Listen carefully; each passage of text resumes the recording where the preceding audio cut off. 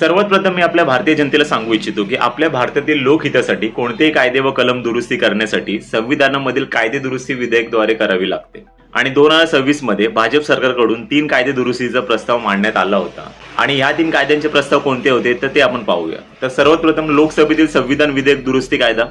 दुसरा म्हणजे परिसीमन विधेयक दुरुस्ती कायदा आणि तिसरा म्हणजे केंद्रशासित प्रदेश विधेयक दुरुस्ती कायदा। या 3 कायद्यांचा उद्देश लोकसभा तसेच राज्य आणि केंद्रशासित प्रदेशांच्या विधानसभांमध्ये महिलांचा सहभाग वाढवणे होता। पण विरोधी पक्षांनी 298 मतांनी विजय मिळवून या तिन्ही बिलांना धुडकावून लावलं आणि हा केवळ विरोधी पक्षांचा विजय नसून तर लोकशाहीचा विजय आहे। तर हे असे का घडले याचं कारण आपण थोडक्यात पाहूया। तर भारताची सध्याची लोकसंख्या पाहता लोकसभेतील एकूण 543 जागा या कमी पडत चालल्या आहेत आणि या जागा वाढवण्यासाठी चालू सरकारकडून 131वी दुरुस्ती विधेयक 2026 मध्ये आर्टिकल 81 चा वापर करून लोकसभेतील 543 जागा वाढवून 826 करण्याचा प्रस्ताव होता।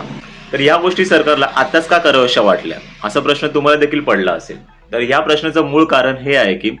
1971च्या जनगणनेनुसार काही राज्यांची लोकसंख्या या इतर राज्यांच्या लोकसंख्येपेक्षा जास्त होत्या आणि अशा परिस्थितीत जर लोकसभेतील जागा वाढवल्या असत्या तर इतर राज्यांना केंद्रात आपले प्रभुत्व गमावावे लागले असते आणि असं होऊ नये म्हणून 2026 पर्यंत डिलिमिटेशन हे घोटवण्यात आले आणि आता 2026 मध्ये ते रिलीज करण्याची केंद्र सरकारची मागणी होती। पण याचा विरोध काही दक्षिणातले राज्य करत होते कारण 1976 मध्ये भारतातील लोकसंख्येवर जसे दक्षिणातल्या राज्यांनी नियंत्रण ठेवले तसे नियंत्रण उत्तर भारतातील राज्यांना ठेवता आले नव्हते आणि असे असल्यामुळे डिलिमिटेशन बिल ऍक्ट जर पास करण्यात आले असते तर दक्षिणात्य राज्यांना केंद्रात जागा कमी मिळाली असती आणि त्यामुळे दक्षिणात्य राज्यांचे प्रभुत्व केंद्रात कमी होईल ही अशी शंका तामिळनाडूचे सीएम एम के स्टॅलिन यांना वाटत होती आणि तसं पाहायला गेलं तर एम के स्टॅलिन यांची जी शंका होती ती योग्यच होती। तर आज दक्षिण भारतातील राज्यांना तुम्ही बघा, उच्च साक्षरता दर,